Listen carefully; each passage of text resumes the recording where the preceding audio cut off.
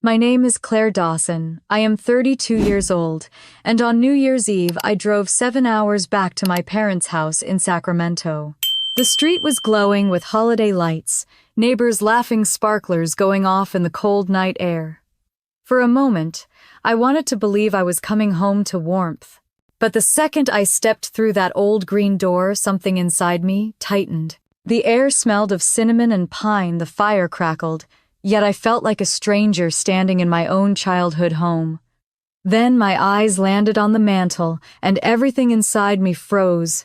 The family photo that once showed all of us together was there, but my place in it had been cut out a raw white hole where my face should have been. No one said a word, they just smiled and carried on as if nothing had changed. Have you ever been erased so carefully you almost believed it yourself? Stay with me, because what followed after that night turned a silent cutout into a revelation that shook my entire family. Let me take you back to where it began. The cold that night felt sharper than I remembered as I pulled my car into the narrow driveway of my parents' house in Sacramento. I had driven 7 hours from Denver, through patches of snow and rain, the radio fading in and out with static, and by the time I arrived, the street was glowing with holiday lights. The neighbors had strung bulbs across their porches, and someone down the block was setting off sparklers early, their crackle echoing in the dark. I sat in my car for a moment with the engine off, watching the house I had grown up in. The roofline was outlined with twinkling icicles, the porch light burned a steady yellow, and for 1 second it looked like something out of a holiday movie. Only my chest felt tight, and I knew I wasn't stepping into a story where everyone would be waiting with open arms. I forced myself out of the car, boots crunching against the thin sheet of ice on the walkway. My breath puffed white as I climbed the porch steps. The wooden door looked the same, faded green paint, peeling near the handle, but when I pushed it open and heard the familiar creak, I felt like an outsider trespassing. Warmth from the fireplace rolled toward me, carrying the scent of cinnamon nutmeg and the faint sweetness of Linda's gingerbread cookies. For a heartbeat, I thought maybe I had exaggerated things. Maybe I would walk in and find some trace of home again. Then my eyes landed on the mantel above the fireplace. The frame was mahogany, polished to a shine, holding a glossy photograph blown up larger than life. In it stood Richard, my father, tall in his blazer, hand on Eric's shoulder. Beside him, Linda leaned close, smiling in her ivory sweater. Eric, my younger brother, had that playful grin he always flashed at the camera. And right where I used to be between them, or at least in the frame somewhere, was nothing. Worse than nothing. My face had been cut out. A jagged oval of white paper showed where scissors had been. Not a blurred crop, not a missing snapshot, but a deliberate removal. I stopped in the doorway, the draft from outside still clinging to my coat. The sound of laughter floated from the dining room chairs, scraping the clink of glasses. No one had noticed me yet. My pulse throbbed in my throat as I stared at the empty space in the photo. They hadn't just forgotten to include me, they had erased me. I closed the door, softly hung my coat on the hook, and brushed snow from my boots, trying to steady my breathing. Linda's voice floated out from the kitchen, sweet as honey. "Claire, you made it. I'm making your favorite chicken stew." Her tone didn't falter, not a word about the weather or the drive, not a single hesitation that I might have seen the photo glaring at me from across the room. Richard came down the stairs just then, holding a glass of wine. His salt and pepper hair was combed back neatly, his expression unreadable. "Claire, you look good," he said, as if he were greeting a colleague at a conference. "What have you been up to?" I smiled faintly. "Managing," I said, my voice quiet, then stepped into the living room. Eric was sprawled across the sofa, phone in hand, tapping away with the confidence of someone who had never been left out of anything. He glanced up, gave me a quick nod, and muttered, "You're here. Thought maybe you weren't coming." I sat in the armchair across from him and answered, "I used to think that too." He didn't look up again. The table nearby was covered with neatly wrapped presents tags, handwritten in Linda's elegant script. Dad's, Mom's, Eric's. Not a single one with my name. My eyes traveled to the Christmas tree decorated with shining glass ornaments, ribbons, and strands of white lights. Missing were the handmade trinkets I had crafted as a child, the glittery stars and painted pine cones.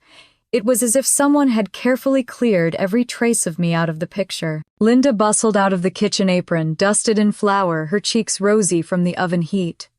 "Dinner's almost ready. Is everyone hungry?" She beamed at us, wiping her hands on a dish towel. I opened my mouth to ask about the photograph, about the ornaments, but the words stuck. I could already hear her laugh, light and dismissive, telling me I was being too sensitive, that it didn't mean anything. I didn't have the strength for that answer. The house hummed with cheer, but under it I felt the hollow beat of exclusion. Richard adjusted his glasses and took a sip of wine, his attention already drifting back to his phone. Eric chuckled at something on the screen, sharing it with no one. Linda went back to the kitchen, humming softly to the tune of a carol playing from a speaker. I sat there, hands clenched in my lap, listening to the sounds of a family that had learned to keep moving without me. My gaze returned to the mantel, to that empty cutout where my face had been, the edges still sharp, proof of how deliberate it was. The warmth of the fire licked at my skin, but I shivered all the same. I thought about the drive, the hours on the road, replaying conversations I might have with them, hoping for even a sliver of acknowledgement. But now, staring at the photo, I realized there was nothing left to ask. Linda's voice called again from the kitchen, bright and effortless. "Claire, set your bag down, we'll eat soon." I rose slowly, placed my overnight bag by the stairs, and returned to the living room. My eyes drifted once more to the cutout, then to the tidy stack of gifts on the table. I lowered myself into the armchair again, keeping my face calm, though my chest burned with unspoken words. Eric finally glanced at me, his eyes lingering just long enough to show curiosity before he turned back to his phone. The silence stretched. I folded my hands, forcing a steady breath, and decided to wait. Something inside me told me this wasn't the moment to confront them. Not yet. The fire crackled, sparks rising in the chimney, while outside the new year waited to begin. Linda's voice floated in from the kitchen again, cheerful and clear, telling us to wash up because dinner was ready. The sound of bowls clinking against the counter, mixed with the faint music from the small Bluetooth speaker she always used during the holidays. I stood reluctantly, smoothing down my sweater, as if that would help me blend in better at a table where I no longer felt like I belonged. The dining room was warm, lit by the chandelier that had been hanging there since I was a child. The table was dressed in a red and white cloth, the same one Linda used every year, and the smell of roasted chicken stew filled the air. I pulled out a chair quietly, while Richard took the head of the table, and Eric plopped down at his usual spot, stretching his arms, as if he owned the room. Linda came in with a large pot, her face glowing, and set it in the middle with a proud flourish. She looked around, smiling her eyes, stopping briefly on me before shifting quickly back to Eric. She asked him about his work, and that was all it took. He launched into a long explanation about his latest project in Los Angeles, describing every detail of the design he was preparing for a restaurant chain, how the lighting would transform the entire space, how the client loved his creativity. Richard leaned in with interest, nodding at every sentence, his brow furrowed in admiration. "That is impressive," he said. "I knew you had a good eye for this." Linda clasped her hands together, adding, "You always had a special touch, Eric, even when you repainted your bedroom back in high school. No one wanted to change it afterward because you made it perfect." I spooned some stew into my bowl, listening as my own presence faded into the background. I tried to think of something to say, some way to join the conversation, but each time I opened my mouth, Eric's voice filled the air again. He spoke with the confidence of someone who knew the spotlight was permanently fixed on him. Finally, I asked softly, "How long will you be in Los Angeles this time?" Eric gave me a quick glance, then shrugged. "Probably until February. After that, maybe Tokyo. They want me to help with another concept there." He went back to his food without a question in return. The rest of the meal was more of the same. Linda leaned toward Eric, asking about the people he worked with, whether they were impressed by his ideas. Richard nodded along occasionally, adding a memory about how Eric had always been inventive as a child. My spoon stirred the stew in slow circles, my appetite gone. I glanced around the table, the candles flickering in their holders, shadows playing on the walls. I remembered when I was a little girl sitting at this same table blurting out stories about school projects, and Linda would gently hush me so Richard could ask Eric about his day. That pattern had never changed. Richard raised his glass suddenly. To Eric for making us proud. Linda clinked her water glass against his. Eric lifted his with a grin. I hesitated, but lifted mine too, though my lips didn't move around the word proud. The silence after the toast left me raw. I let my eyes wander past Richard's shoulder back into the living room where the photo frame caught the light from the fire. The empty space where my face should have been seemed to gleam brighter than anything else in the room. The stew cooled in front of me, barely touched. Linda's voice broke through again, lilting, telling Eric she had saved the best gingerbread cookies for him because she knew how much he loved them. Eric laughed, reaching for another spoonful of stew, his phone buzzing at the edge of the table.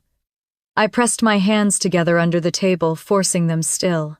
The conversation kept flowing over me about clients' travel opportunities, the proud rhythm of a family, in sync with one person's future. My future didn't exist here. Not in their voices, not in the photo on the mantel, not even in the pile of presents waiting in the corner. When Linda finally turned to me, it was to ask if I wanted more stew. I smiled politely and said no, my bowl was fine. She nodded and went back to slicing bread. The rest of the dinner blurred together. Eric talked, Richard admired, Linda fussed. I sat listening, the warmth of the food and the fire, unable to melt the frost that had settled deep inside me. By the time dessert was brought out, I knew nothing I said would shift the evening. The cutout photo lingered in my mind like a shadow, reminding me of what had been done in silence. I folded my napkin, set it on the table, and leaned back in my chair. The sound of Eric's laughter echoed around the room, but my eyes stayed on the flickering light, spilling from the living room, waiting for what I already knew would come later that night. After the plates were cleared, Linda disappeared into the living room, carrying a stack of wrapped gifts, her face glowing with the same excitement she always had during these moments. The tree sparkled behind her lights, twinkling ornaments glinting the room arranged like a holiday advertisement. Richard followed, carrying 2 smaller boxes, and Eric trailed along, phone in one hand, smirk already in place. I moved slower, feeling the weight of the evening pressing on me, though I knew I had no choice but to sit and play my part. Linda set the gifts in neat piles on the coffee table, her handwriting looping elegantly across each tag. Richard reached for one marked Eric, handing it to him with the pride of a father who believed this ritual defined love. Eric tore the paper quickly, the sound of ripping filling the room, and inside was a sleek black box. He opened it and gasped in delight, holding up a silver Rolex with a leather strap, the kind I had once seen displayed under glass in an airport shop. "You remembered," he said, grinning wide. Linda clasped her hands together, beaming, her voice trembling with joy. "Your father ordered it back in June as soon as you mentioned it. We wanted you to have something timeless, something worthy of your talent." Richard nodded, his eyes locked on Eric, his smile faint but proud. Eric slipped the watch on his wrist, immediately holding his arm out so the light could catch the polished surface. He looked every bit like the chosen one in a story scripted for him. I lowered my gaze, pretending to admire the tree. I could feel the heat rising in my face, not from envy, but from the sharp sting of recognition. The contrast between what he received and what I knew would come for me was too obvious. Linda reached for a smaller package, sliding it across the table toward me. I forced a smile, peeling back the paper carefully, not wanting to draw attention. Inside was a folded scarf, pale gray, soft but thin, the kind you would find on sale in a discount bin. A small card slipped out, handwritten with Linda's cursive. "To my strong daughter." I touched the letters with my fingertip, my throat tight. "It is pretty," I said, softly, placing the scarf back in the box. Linda smiled quickly, already turning to Eric. "Do you like the fit?" she asked, pointing at the Rolex. Eric laughed, saying it was perfect, adjusting the strap while Richard watched proudly. I folded the tissue paper over the scarf, the card resting on top like a cruel joke. Strong, they called me, as if strength was a reason to give less, to expect less, to love less. My mind wandered back to college, those long nights working behind a supermarket counter stocking shelves until 2 in the morning, just so I could afford books. I remembered copying chapters by hand because I couldn't buy the texts outright. I never asked for help because deep down I knew the answer would be silence. At the same time, Eric was celebrating his acceptance into Cal State Long Beach. With a backyard party, fairy lights strung across the fence, a 3-tier cake set on a decorated table, and applause that echoed long into the night. When my acceptance letter came for business school, I received a polite hug and a reminder to save money. That was all. The memories pressed down on me, making the room smaller, the laughter louder, the distance deeper. Richard leaned forward now, asking Eric about his upcoming trip to New York, how long he would stay, whether the firm appreciated his ideas. Eric answered with the enthusiasm of someone who had never been questioned. I sat in silence, the scarf still in my lap. My chest ached, but my face remained composed, a mask I had learned to wear from years of practice. Linda brought out another box for Eric, this one from Richard. Inside was a tailored jacket, the kind that made him look like he belonged in glossy magazines. They laughed together and Eric tried it on right away, turning toward the mirror with admiration. Finally, Linda returned with one last gift for me, a small paper bag with a ribbon tied loosely at the top. I opened it slowly, revealing a plain ceramic mug. Across the front, in bold black letters, it read "Special Daughter." I turned it in my hands, running my thumb across the words. Linda chuckled lightly. "The second I saw it, I thought of you." The mug felt heavy, though not in weight. I nodded politely, setting it back in the bag. The phrase "Special Daughter" rang hollow, almost mocking, when set against the Rolex gleaming on Eric's wrist and the jacket now hanging neatly on the chair. Richard clapped Eric on the back, Linda wiped a tear of joy from her eye, and Eric laughed again, basking in the glow that had never dimmed for him. I sat quietly, my gifts tucked close, symbols of the space I had always occupied. Present, but invisible. Strong, but unworthy of celebration. The fire crackled in the background, shadows dancing across the walls, the air thick with cinnamon and pine. My eyes strayed once more to the mantel, to the family photo where my face had been cut out, and the irony made my stomach tighten. Not only was I erased from their memory, but the little they gave me now only underscored the truth. I lifted the mug again, staring at the words, letting them blur. My heart thudded not with anger, but with a strange clarity. I was done hoping for change in this house. I set the mug carefully on the table, folded the scarf neatly back into its box, and leaned into the armchair, listening as their laughter rose and fell like a tide I was never meant to swim in. When the laughter quieted and the gifts were stacked neatly by the tree, I slipped out onto the porch. The cold hit me instantly, sharp and bracing, but it felt cleaner than the heavy air inside. Snow drifted down in slow flakes, settling on the railing, clinging to the sleeves of my sweater. I leaned against the post, drawing in a deep breath, and let my mind wander to years I had tried to forget. I was 16 again, lying in bed with a fever that shook my body so hard I could barely lift my head. The room spun each time I opened my eyes. I remember clutching the phone, calling out for Linda, my voice hoarse. She came in, perfume clinging to her clothes, and told me she was already late to take Eric to his art competition. Could I wait until the weekend to see a doctor? I nodded, even though my head pounded. She pressed a cool towel to my forehead and kissed Eric on the cheek before hurrying him out the door with his sketchbooks. I listened to the car pull away while sweat soaked my pillow. By the time she returned, hours later, Eric had won a ribbon. He burst into my room, excited, waving it in the air. Linda smiled proudly, telling him he was destined for greatness. I smiled weakly, even as my body shook with chills. That night I convinced myself I was strong enough to manage. I always told myself that. The memory faded as I stared across the quiet street. Houses glowed with strings of lights, and I wondered how many kids inside were being fussed over by parents. How many had their faces centered proudly in photos above fireplaces. The door creaked behind me, and Richard stepped out holding his wineglass, his breath fogging in the cold.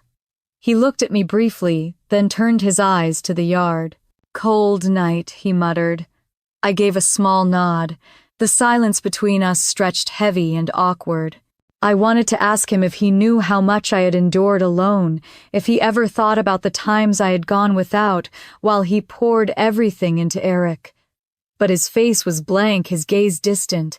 He took a sip of wine and said, "You've always been the tough one, Claire. I knew you would be fine, that was all." He patted my shoulder stiffly and went back inside, shutting the door softly behind him. I stood frozen, the words digging deeper than the cold. Tough, fine. The labels they had given me to excuse every absence, every neglect. They had turned my resilience into permission to forget me. Snowflakes landed on my eyelashes, melted into tiny drops, and I let the chills sting my skin. I thought of all the times I had swallowed disappointment, convinced myself it was enough to simply endure. Each moment stacked on top of the other until I could barely tell where strength ended and loneliness began. A car rolled slowly down the street, tires crunching softly on ice, its headlights sweeping across the porch. I stepped back inside, the warmth pressing against me again, but it no longer felt like comfort. The house smelled of pine and cinnamon, but underneath was the stale weight of old patterns that never shifted. Eric was stretched out on the couch, watch glittering on his wrist, telling Linda about a gallery opening he wanted to attend in Manhattan. She listened intently, her hand resting on his knee. Richard sank into his chair, scrolling on his phone. No one looked at me as I passed through the room. I climbed the stairs slowly, the muffled voices fading behind me. My old bedroom door was open, but the space had been cleared, boxes stacked high, a folded ironing board leaning against the wall. The daisy print sheets I had once loved were long gone. It smelled like dust and mothballs. Linda's voice floated up from downstairs. "You'll be sleeping in the guest room tonight, honey." I stepped into the narrow hall, my hand brushing against the faded wallpaper, and pushed open the door to the guest room. A small bed sat against the wall sheets, thin, a flickering nightlight in the corner. I set my overnight bag down and sat on the edge of the mattress. The springs sagged beneath me. My scarf was still around my neck, and I didn't bother taking it off. The sounds of laughter drifted faintly up the stairs, muffled but sharp enough to pierce the thin walls. I pressed my palms together and closed my eyes. For years I had told myself these memories did not define me. That being overlooked only made me stronger. But sitting there in that dim room, I finally admitted what I had known all along. Being forgotten had carved a hollow space inside me that no amount of strength could fill. The wind rattled the window frame, and I lay back staring at the cracked ceiling. In my coat pocket, the thick envelope rested like a weight I could not ignore. I reached for it, ran my hand along the edge of the paper, and whispered to myself that soon they would see. My eyes burned, though no tears fell. The night stretched on, filled with footsteps downstairs, the scrape of a chair, the sound of Eric laughing at something on his phone. I lay still, listening, waiting, letting the bitterness settle into something steadier. When the house finally quieted, I turned onto my side, the envelope pressed against my chest. Sleep came slowly, but when it did, it carried with it the image of the cutout photo above the fireplace, its empty space staring back at me, daring me to reclaim the place they had tried to erase. Morning light crept through the blinds of the guest room, pale and cold against the thin sheets. I sat up slowly, my body stiff from the restless night, the envelope still tucked deep in my coat pocket where I had left it. The house below stirred with the faint hum of a coffee maker, the scrape of chairs against the kitchen floor, and Linda's familiar humming.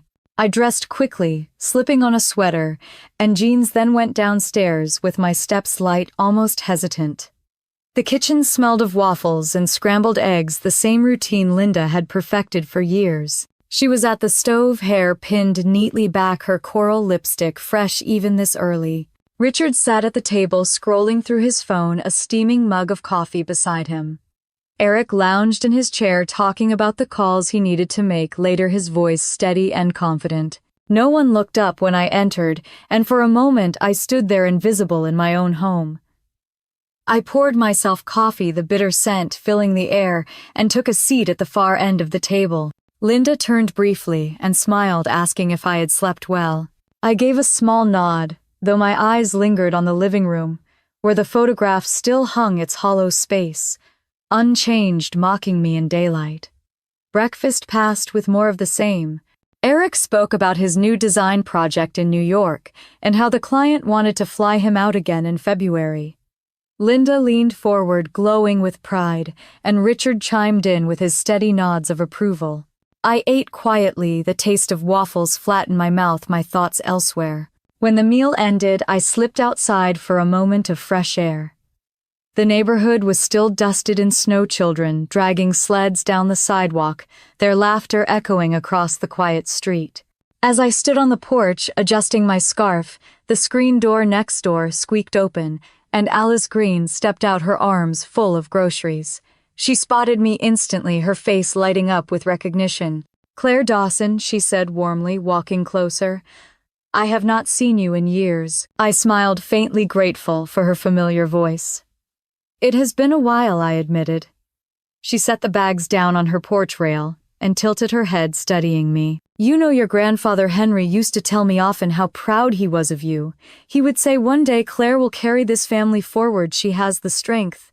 Her words hit me harder than she could know. I swallowed, unsure of what to say. She went on, her voice softer. "I remember him standing out here talking about that house on Brookfield Street. He always said it would be yours someday."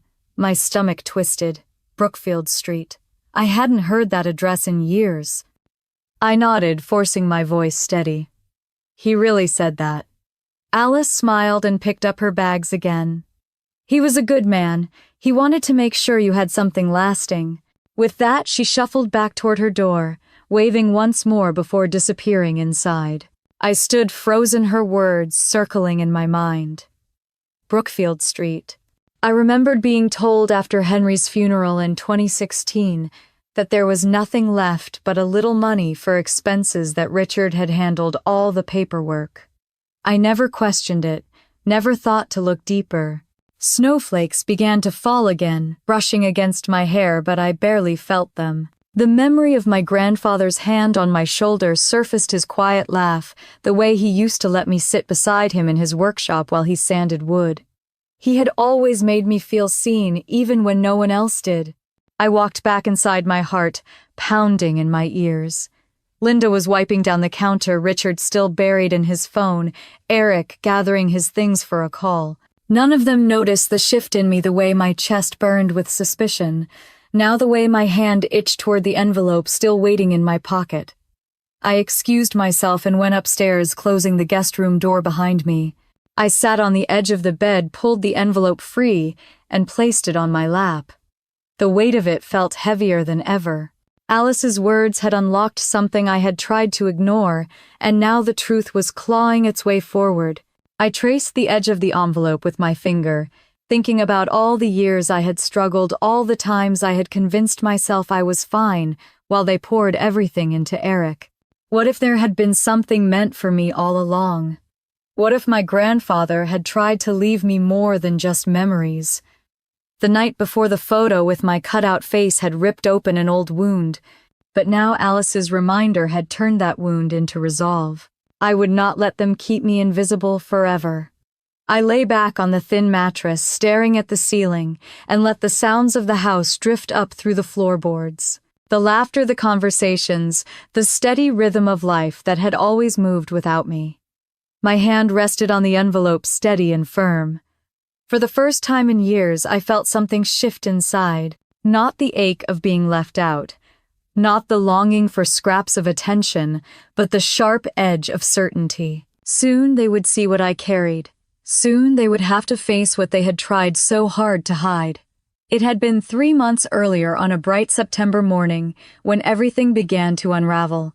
I had taken the day off work in Denver to drive down to Fremont County, planning nothing more than a quick errand at the administrative office. My company, Frontline Logistics, needed a certified residency document for my new role, and I thought it would be simple. The office smelled faintly of coffee and old paper, the kind of place where time felt slow. The woman at the counter wore reading glasses on a chain, her gray hair tied back in a bun. She typed my name into her computer, then paused. "You're Claire Dawson, born July 18th, 1992. I nodded, thinking nothing of it. She squinted at the screen and asked if I was still the property owner at 2185 Brookfield Street. My chest tightened. I blinked and leaned closer. "I am sorry, what did you say?" Her voice was calm, steady. "It shows here that you are listed as the current owner of that property. It was transferred to your name in 2016 from Henry Dawson." I stood frozen, gripping the counter so hard my knuckles turned white. Henry Dawson was my grandfather. He had died in 2016, the year I was told he left behind almost nothing. My parents had handled all the paperwork back then. I remembered Richard explaining it clearly, saying there was only a small amount of cash for funeral costs and that the rest had been taken care of. I never questioned him. I left the office in a haze, the document I came for forgotten in my hand. My car sat baking in the late summer sun, and I sat inside gripping the wheel trying to make sense of what I had just heard. That evening, I searched property records online, fingers trembling on the keyboard. Line after line confirmed the same thing. The triplex on Brookfield Street had been under my name for years. Tax filings, ownership transfers, legal documents all spelled it out, yet I had never seen a dime from it. Never even knew it still existed. I hired a lawyer within a week. His name was Mark Reynolds, a steady man in his mid-40s with calm eyes and a firm handshake.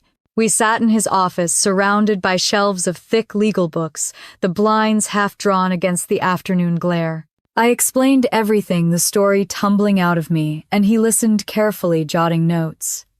When I finished, he slid a folder across the desk.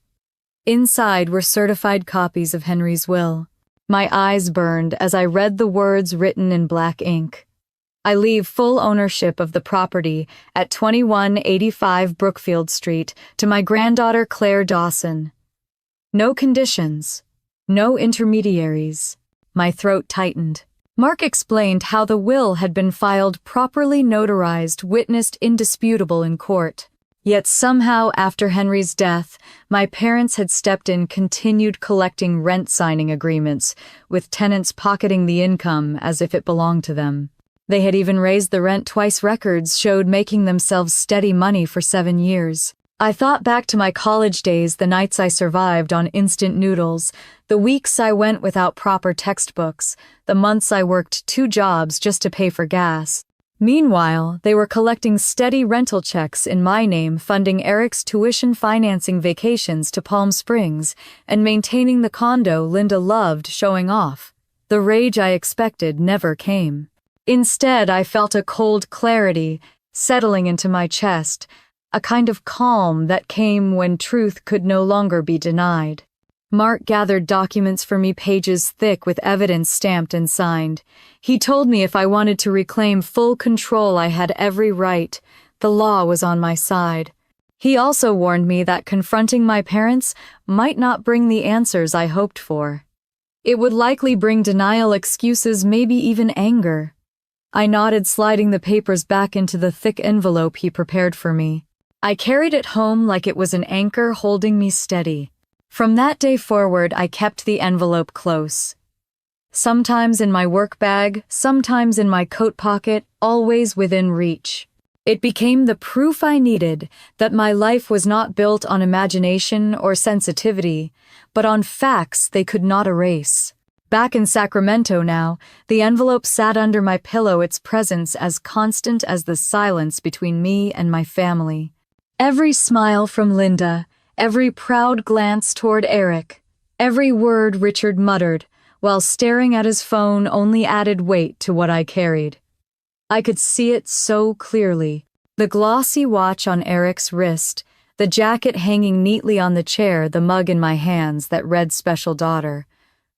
All of it was funded by money that had been mine. The house creaked as footsteps moved down the hall. I slid the envelope back into my coat pocket, heart racing, though no one was near. The truth was mine now. The question was when to let them see it. I walked to the window, peering out at the quiet street, dusted with fresh snow. The maple tree in the front yard swayed gently in the wind, its branches bare. I remembered Henry standing there years ago, his hand resting on my shoulder, telling me that one day I would have something lasting to call my own. I whispered his words under my breath, steadying myself. The time was coming. Soon they would know what he had left me, what they had tried to take away. The sound of laughter drifted from downstairs, Eric's voice booming with confidence, as Linda encouraged him, Richard chiming in with quiet approval. I clenched my fists, the edges of the envelope, pressing against my ribs like a reminder. I sat on the bed, back straight, staring at the door. Tomorrow was New Year's Day. Tomorrow the envelope would leave my pocket and land on the table where they could no longer pretend I did not exist. The guest room was dim, except for the nightlight flickering in the corner, casting a weak orange glow against the wall.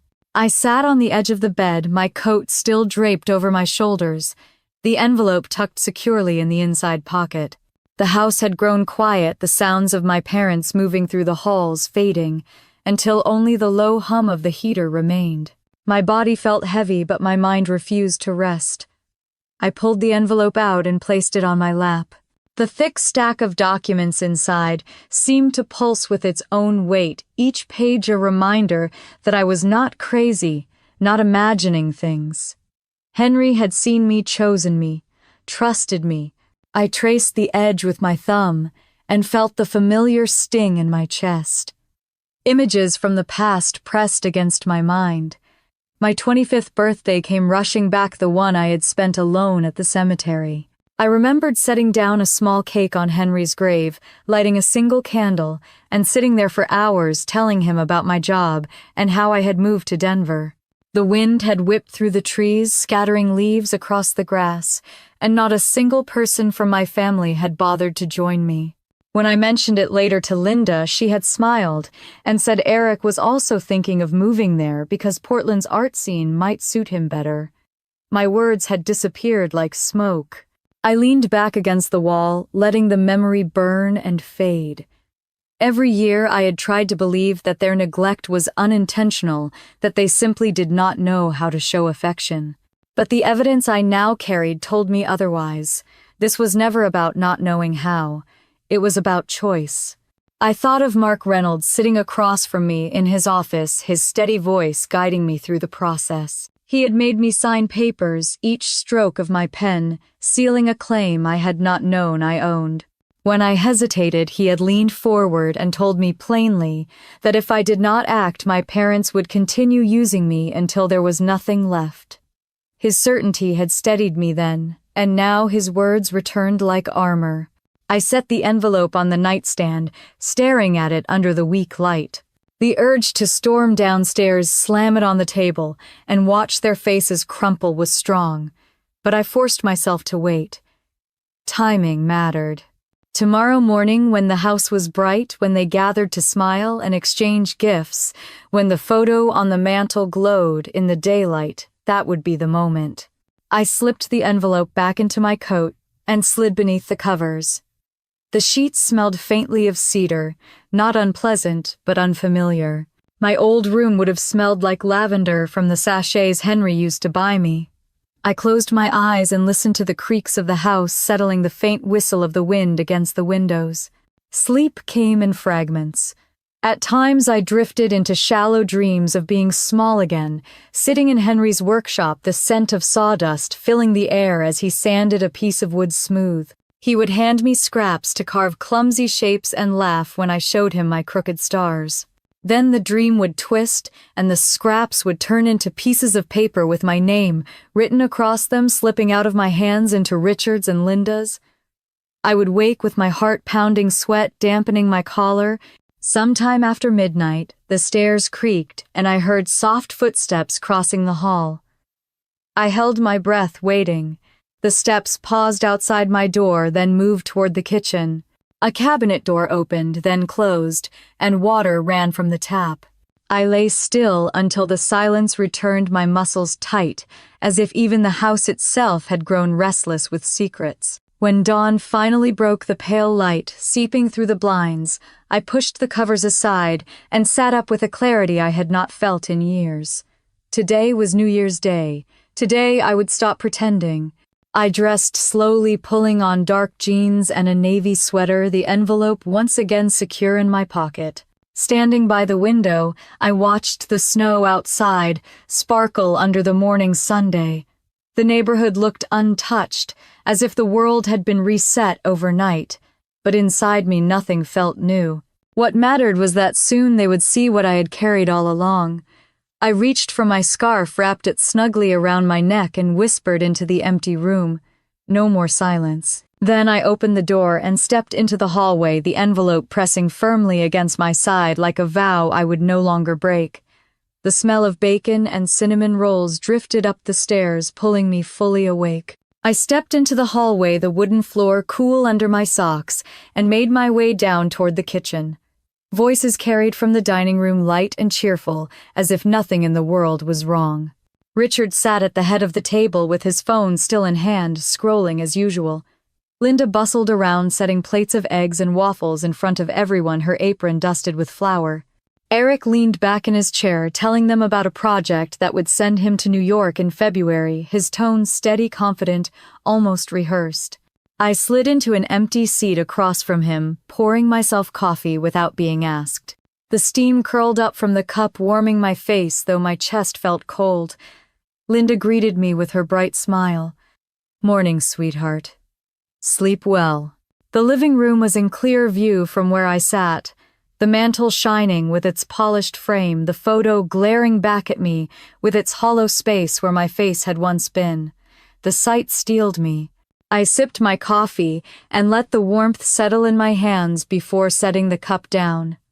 Breakfast carried on with Eric filling every pause. He spoke about the design firm in Los Angeles, how impressed they were, how international clients were reaching out. Linda glowed at every word, her eyes sparkling. Richard murmured approval, occasionally lifting his glass of juice. I kept quiet, listening, my fingers brushing against the envelope tucked safely in my coat pocket, draped over the back of my chair. When the plates were nearly empty and Linda started clearing dishes, I reached for the envelope. My hands didn't tremble. I set it gently on the center of the table, the cream paper stark against the checkered cloth. Richard glanced up briefly, uninterested, until I spoke. "This is for you," I said evenly. "A gift for the new year." Linda looked at it curiously. "You did not need to get us anything. Just having you here is enough." I forced a faint smile. "I want you to have it, but please do not open it yet." For a brief moment no one moved. Eric was too busy scrolling through his phone, tapping replies. Linda reached out her fingers, brushing the edge of the envelope, her curiosity already winning. She turned it over in her hands, eyes narrowing slightly at the red legal seal stamped on the back. Richard set his phone down at last, his brow furrowing. "What is this, Claire?" "You will see," I replied softly, my voice steady, though my heart thudded against my ribs. Linda's lips pressed into a thin line as she carefully tore the flap open. Papers slid out onto the table, the weight of them surprising her. She unfolded the first sheet and scanned it quickly, her face draining of color. Richard leaned closer, his eyes narrowing as he read over her shoulder. The room grew still. Even the faint hum of the heater seemed to disappear. Linda's hands shook slightly as she flipped to the next page, her mouth parting in disbelief. Richard's jaw tightened, a sheen of sweat forming near his hairline. "What is this?" Linda whispered, her voice lower, now almost broken. The silence around us pressed heavy, the only sound the rustle of paper as Richard gripped the stack and flipped through each sheet, his eyes moving faster, his breath sharp. Eric finally glanced up from his phone, noticing the change in the room. He frowned. "What is going on?" Richard dropped the papers back onto the table, the edges splaying across the cloth. He looked at me, his eyes hard, searching for something to hold on to. "The truth," I said, simply keeping my voice calm. Eric leaned forward, confused. "Truth about what?" I met his gaze briefly, then returned mine to Richard and Linda. "You will all know soon enough." No one spoke after that. Linda sat back slowly, her hands still pressed to the pile of documents. Richard rubbed his temple, his shoulders tense, his jaw locked. Eric's eyes darted between us, unsettled. I lifted my coffee again, taking a long sip, the bitterness grounding me. The morning sun streamed through the curtains, lighting the table, glinting off the polished Rolex on Eric's wrist. I set my cup down, gently waiting. The shift I had carried inside me for months was now alive in the room, pressing against all of us, undeniable. Linda finally broke the silence with a shaky laugh that sounded nothing like joy. "Claire, I am not sure I understand." Richard did not echo her. He only sat there staring at me as if weighing his next move. The papers lay between us like a chasm wide and unbridgeable. I leaned back in my chair, my hands resting calmly in my lap, and let the silence stretch. It was not my turn to explain. Not anymore. Linda's hands hovered over the stack of papers as if touching them might burn her. Her lips moved, but no words came out, just a faint tremor that made the lines around her mouth deepen. Richard was the first to find his voice, his tone sharp and brittle. "Where did you get this?" I kept my gaze steady. "From the county office. They gave me certified copies of the will and the property records. It is all there. Grandpa left the house on Brookfield Street to me directly. No conditions, no middlemen." Richard's face reddened, a vein pulsing at his temple. "You do not understand what was happening then. You were still in school. You were not in any position to manage a property." My voice was low but firm. "That was never your decision to make. It was mine." Eric leaned forward, confusion flickering across his features. "Wait, what house?" I turned to him, my words cutting through the room. "The triplex you used for your photo shoot last fall. The one with the red door near Creekside Park. That house is mine. It has been mine since 2016. Eric blinked, his mouth opening and closing. "You mean all this time?" "Yes," I said evenly. "All this time, Mom and Dad have been collecting the rent money. They raised the rent twice, signed lease agreements, took vacations with it, paid for your tuition. While I worked 2 jobs just to buy my books, they were living off what belonged to me." Linda finally found her voice weak and trembling. "We did not mean to keep it from you. Things were complicated. You were so young and Eric needed support. We thought we were keeping things stable." I leaned forward slightly, my voice sharper now. "No one asked me. No one told me. I was old enough to know I was eating cold sandwiches and living on instant noodles. I was old enough to ask for help. You just decided I did not deserve to know." Richard slammed his palm on the table, the sound echoing through the dining room. "You were always the strong one. You never needed anything. Eric needed more." I stared at him, my chest tight, but my words clear. Being strong does not mean being invisible. Not needing help does not mean being used. Eric pushed back from the table, his chair scraping against the floor. "You kept this from me too," he said, his eyes wide, looking at Richard and Linda. "I never knew any of this." Richard's voice softened, almost pleading. "We did it for the family, to keep us together." I shook my head slowly. "No, you did it to keep me small." The silence that followed was heavy, the kind that left no space for excuses. Linda's hands covered her mouth, her eyes glassy, while Richard stared at the papers with a mixture of fury and fear. Eric stood frozen, his watch glinting in the morning light, his confidence cracked. I pulled out one more sheet from the envelope, sliding it across the table. "This is the confirmation from the registry. As of last month, all leases have been updated. From now on, the tenants pay me directly. You no longer have access." Richard's face drained of color. "By doing this, you are destroying everything we built." A laugh escaped me, quiet but edged. "No, Dad. I am just taking back what was already mine." Linda reached across the table, her voice hurried, desperate. "You cannot do this to your family." I looked straight at her, steady and cold. Family does not erase you from photographs. Family does not steal what belongs to you and pretend it never existed. Her hand dropped back, trembling. Eric looked between us, searching for some footing. I did not know, he repeated, softer this time, almost to himself. Richard leaned back, gripping his glass of juice so hard I thought it might shatter. His voice was low, rough. You will regret this, Claire. I stood slowly, my chair scraping against the floor.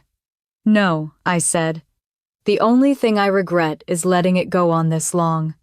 The room stayed silent as I slid the remaining documents back into the envelope. The fire in the living room crackled faintly, the only sound that dared to move. Linda's eyes followed me, pleading but empty.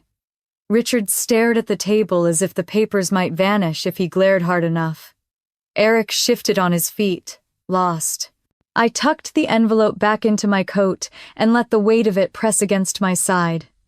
For the first time, it did not feel like a burden. It felt like truth. I walked toward the doorway, without another word, the air behind me thick with everything left unsaid. Linda's chair scraped across the floor as she stood, her hands reaching toward me. Claire, please wait. We can talk about this. We can find a way to fix it. Her voice cracked, the cheerfulness she had carried all weekend gone like smoke.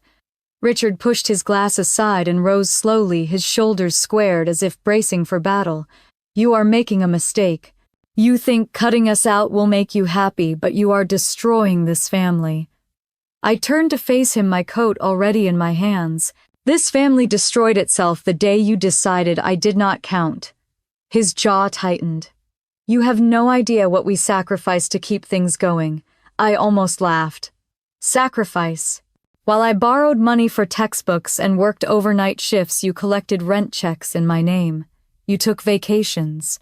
You bought Eric his first studio. Do not talk to me about sacrifice. Eric stood to the side, his face pale. He shifted uneasily, eyes darting between all of us. I really did not know, he murmured more to himself than to anyone else. Linda moved closer, her voice trembling now. We never meant to hurt you. We thought you were stronger, that you could handle yourself. Eric needed us. You would always find your way. I looked at her, my chest hollow. Being strong does not mean being forgotten. Richard's hand slammed against the table, the papers jumping from the impact. Enough. You are not walking out like this. You owe us a conversation. I slipped on my coat, the envelope pressing firm against my ribs. No, I do not owe you anything. Eric's voice broke through the tension, sharp and panicked. What happens now? What are you going to do with the house? I met his eyes steady. I already did what I had to. The tenants know the truth. From now on, they deal with me directly. His mouth opened, but no words came. Linda's hands trembled at her sides. Richard glared at me with a fury that could have cracked stone. The silence pressed so hard I could hear my own heartbeat. I picked up my bag from the floor, slinging it over my shoulder. Linda's voice chased me to the door, desperate, thin. Claire, you cannot just leave. We are family. I turned back for one last look. Family is supposed to protect you, not erase you. Richard took a step forward, but I was already pulling the door open. Cold air rushed in, stinging my face. Behind me, Eric called out, his voice sharp with bitterness. You think you are better than us now? I paused on the porch, the snow crunching under my boots, and glanced back through the doorway. No, I said quietly. I just know I am not beneath you anymore. The door closed behind me with a heavy thud, muffling whatever words followed. I stepped into the winter air, the neighborhood still and quiet, except for the sound of snow falling softly onto the ground. My breath came out in clouds, but my chest felt lighter than it had in years. I walked down the driveway, each step cutting clean tracks in the fresh snow. The envelope was safe. The truth was mine, and for the first time I was not carrying their silence. I was carrying my own. The morning sun broke weakly through the clouds, glinting on the frozen branches of the maple trees lining the street. My boots crunched steady against the sidewalk as I moved farther from the house that had never truly been home. I did not look back again. 2 weeks later, I was back in Denver, standing in my kitchen, pouring coffee, when my phone buzzed on the counter. The screen lit up with Linda's name, her message short and urgent. "Your father and I just got a notice from the bank. We need to talk." I stared at it until the screen dimmed, then slid the phone face down without answering. By the end of that week, another message appeared, this time from a number I recognized instantly. Richard's words were clipped and formal. "We should sit down like adults. You do not want to tear this family apart." I set the phone aside and let the silence stretch. 7 years of silence from them could not be erased by one line pleading for civility. News traveled quickly in Sacramento. An old friend from high school sent me a picture of the condo Linda had once boasted about. A handwritten sign was taped to the glass door. "For sale by owner, must sell quickly." The elegant curtains, I remembered, were drawn halfway, the balcony empty, where potted plants once Saturday. The image gave me no thrill, only a quiet recognition. Without the rent money flowing from Brookfield Street, they could not keep both homes afloat. Richard had retired years ago. Linda worked part-time at a flower shop. They had built their life on something that was never theirs, and now the foundation had crumbled. Eric's fall came even faster. He had bragged about his Los Angeles studio, the one where he hosted clients with wine and playlists, claiming it was his creative haven. By February, his messages grew frantic. He said he had been locked out for missing payments, that no one would extend him more credit. One line read, "Mom says, 'You will not help. Are you really going to ignore me?'" I locked my screen and set it aside. Friends back home told me Eric had moved back in with Richard and Linda. The three of them were crammed into the small house in Fremont, the same one Linda once dismissed as too cramped for big dreams. They no longer mentioned galleries or overseas projects. The neighbors saw Eric at the grocery store, looking worn out, no watch on his wrist, no shine in his step.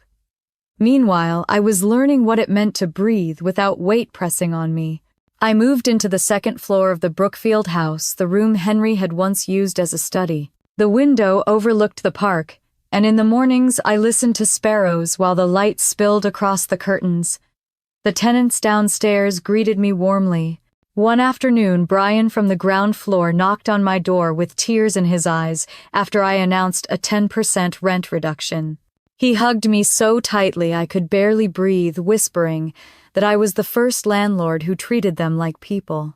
Another tenant, Natalie, a young nurse who worked night shifts, left a thank you card on my step. She wrote that my decision had given her enough room in her budget to start saving again. Holding that card in my hands felt like a gift I had never once received under my parents' tree. The house itself carried Henry's spirit. I hired a crew to repair the roof, repaint the fence, and sand the old wooden frames. Each nail hammered, each brush of paint felt like stitching a wound shut. One afternoon, as I watered the plants on the porch, Alice Green walked over with a bouquet of daisies.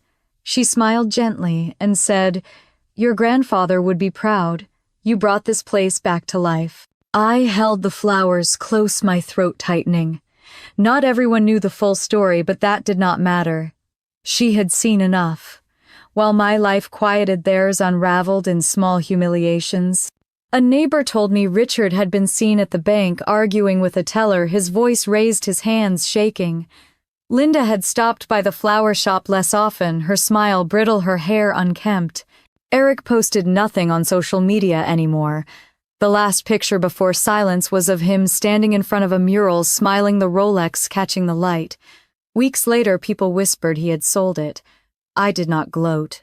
I did not send messages to remind them of what they had done. I only carried on, waking early, going to work at Frontline Logistics, coming home to a place that finally felt like mine. The silence was enough. One evening in March, I sat at my desk in the study, a stack of bills neatly organized, when an email from Linda appeared. The subject line read simply, "Family." I opened it slowly, my chest tight. Her words spilled across the screen. "Claire, I know you are angry, but you cannot let this one thing ruin everything. We are family. Ryan is struggling. Your father has not slept in weeks. I know I was wrong, but please think it over. Families should not fall apart over one house. I stared at the line until the words blurred. One house.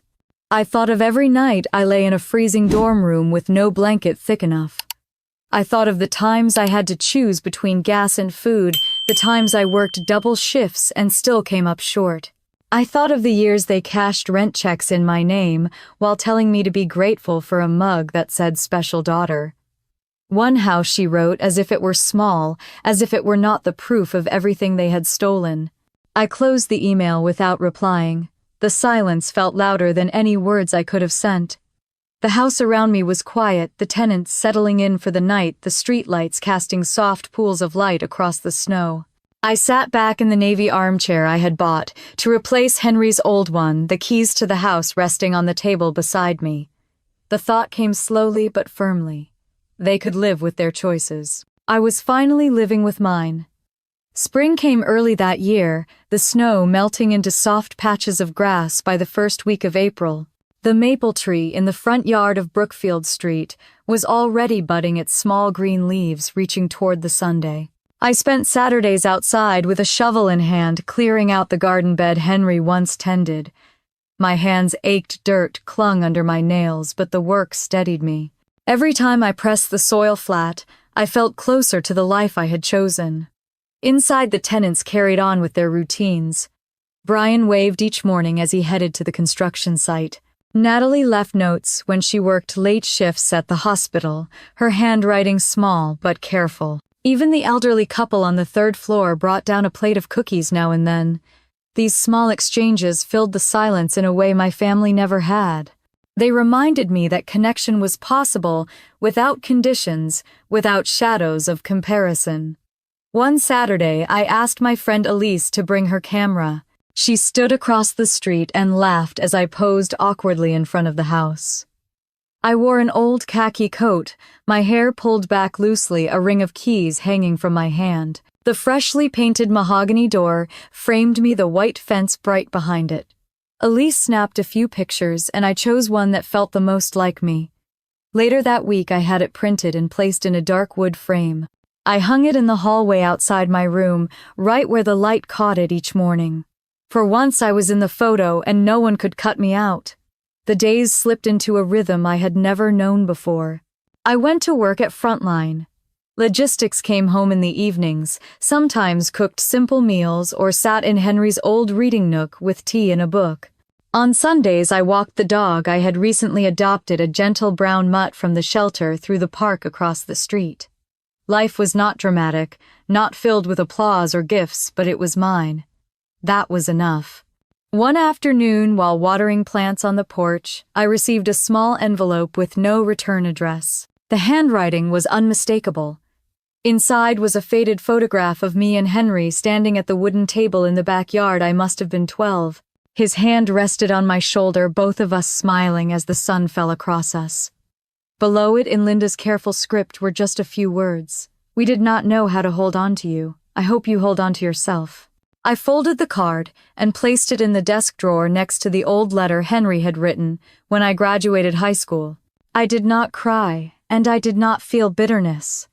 It was not an apology, but it was something, and it did not matter whether it was enough. I already knew how to hold on to myself. That summer, I invited a few close friends over for dinner in the backyard. We strung fairy lights in the maple tree, grilled food on a small barbecue, and played soft jazz on a speaker. Laughter filled the air, steady and genuine, and for the first time in years, I felt joy without the heaviness of waiting for someone else to give it to me. Marcus, a photographer friend, looked around as the evening settled. "This place has good energy," he said. "Not the kind of fancy you show off, but the kind that makes you want to stay." I smiled and looked at the porch where the lights shimmered against the fresh paint. Because it does not ask anyone to pretend. Later that night, as I stood by the window, I thought of Henry. I imagined him sitting in his armchair, a book in his lap, his quiet presence filling the room. Maybe this was what I had really inherited from him. Not just a house, but the right to build a life without begging to be seen. I knew then that I was no longer the girl waiting at the edge of a family table, hoping for a question, a gift, a glance. I was no longer the missing face in a photograph. Now I was the only one in the frame, and I was enough. Sometimes the strongest thing we can do is walk away from places that no longer love us, not to get even but to reclaim our worth. I no longer wait for validation from those who erased me. Instead, I live truthfully piece by piece, building something steady and real. What about you? If you were in my place, would you have walked away too or tried to forgive? Share your thoughts in the comments, and if stories of family betrayal and finding your strength speak to you, make sure to stay with this channel. There are more stories to come, stories that remind us we are not alone in choosing ourselves.